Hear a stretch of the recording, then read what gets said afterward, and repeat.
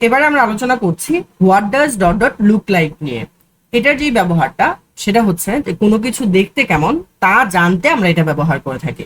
যেমন এক্সাম্পল হিসেবে দেখতে পারি যে আমার কোন এক ফ্রেন্ড খুব সুন্দর একটা জামা কিনেছে, তো আমি তাকে জিজ্ঞাসা করতে পারি, বন্ধু তোমার জামাটা কেমন?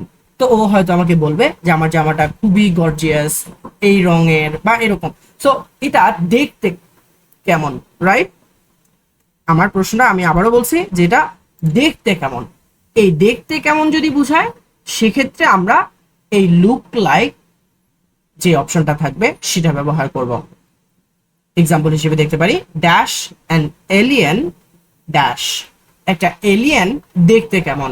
এটা অনেক সময় বাচ্চারা জিজ্ঞাসা করে না যে আচ্ছা আম্মু ভূত দেখতে কেমন, কিংবা অনেক সময় জিজ্ঞাসা করে যে আচ্ছা আব্বু ডাইনোসর দেখতে কেমন। সো এই যে আমরা প্রশ্নগুলো করে থাকি যে কোনো একটা কিছু দেখতে কেমন, সেটা ব্যবহার করতে আমরা হোয়াট ডাজ লুক লাইক ব্যবহার করি। সো এক্ষেত্রে আমরা অ্যান্সারটা হিসেবে নিতে পারি কি, what does an alien look like. আরেকটা এক্সাম্পল যদি একটু দেখি, ড্যাশ আ স্যাটেলাইট ড্যাশ, একটা স্যাটেলাইট কিন্তু দেখা যায়, রাইট? এবং অনেক সময় অনেকে জিজ্ঞাসা করে থাকে, যেমন আমাদের দাদা দাদিরা যারা কিনা স্যাটেলাইট কখনো ওইভাবে দেখে নাই, আমরাও দেখি নাই, বাট আমরা ছবি টবি দেখছি, বাট ওনারা দেখে নাই, তো জিজ্ঞাসা করতে পারে আচ্ছা নাতি স্যাটেলাইট দেখতে কেমন।